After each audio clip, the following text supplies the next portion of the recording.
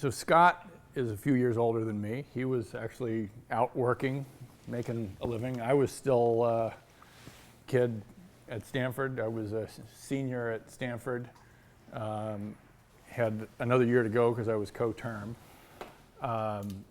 And I had at the time figured out, actually inspired by Steve Jobs, that I wanted to start a PC software company. I didn't know yet what it was going to be, but that was the idea I had. And so I was just starting to, kind of think about that and had my antenna up, looking for opportunities, thinking about what would be that kind of killer app. I had a year to go, so there was no rush, but I knew that's what I wanted to do.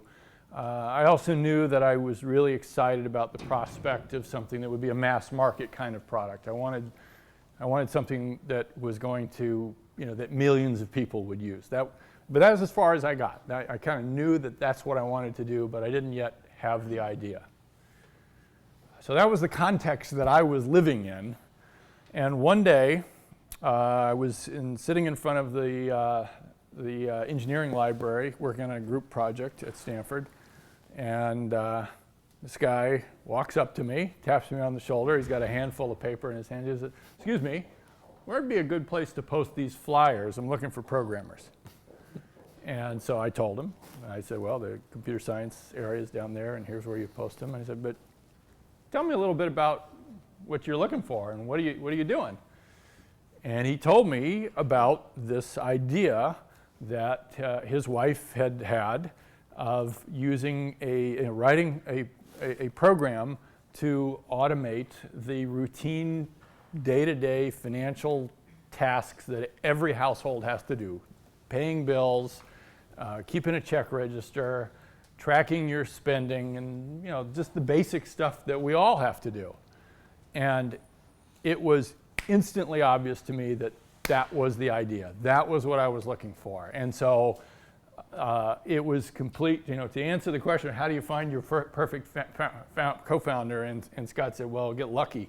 That was our lucky moment, that we just happened upon each other randomly at Stanford, with me in the right frame of mind looking for this idea, and him looking for a guy in that right frame of mind, and we just really got lucky. Years later, when Intuit was a big successful company, I remember we had this management offsite where we had this management guru guy that came, and it was an executive team building thing.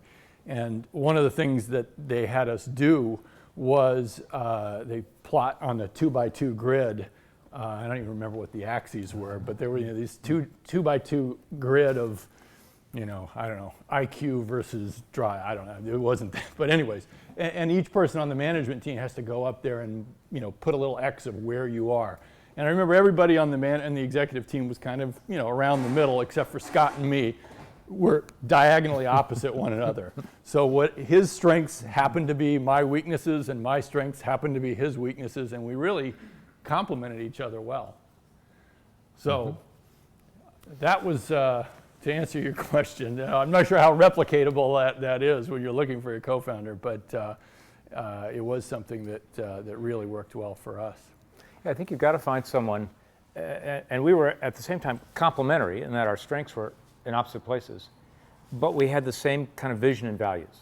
So what excited both of us was how to take computers, which were then used this is 1983, were then used just by a handful of people for obscure things, and how we could solve a problem that everybody had and make something that would do something that everybody does so much better than the way they do it now. And that required a very different mindset than building software for geeks or finance people in companies. So we shared that same vision, the same values of hard work, make it beautifully simple for the customer, for the user, even if the user was totally unsophisticated. So we shared that same foundation, but then brought totally complementary skills. So without that commonality, it wouldn't have worked. Without the differences, we would have been overlapping. Yeah. So. And I think the other thing that we had a similar vision as to how the product should be. It was I remember when we were trying to come up with a name for the company, Scott suggested, "Hey, what do you think about Intuit?"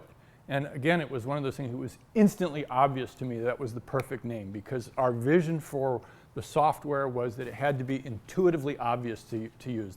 In those days, today we all take it for granted. You know, there's no such thing as a manual. You know, you don't buy software with manuals anymore. But in those days, everything came with a box and a manual, and Big, you know, thick manuals, like this thick. And our vision was, no, the software design should be so intuitively obvious that you just know how to use it without any instruction. And that was, and that's why when he said Intuit as a company, it was like, yes, obviously right. Just one button on that. The first guess as to the name was a play on instinctive, because we wanted it to be instinctively easy, shortening it to instincts. But then someone mentioned that it could be mispronounced as it stinks, so we didn't do that.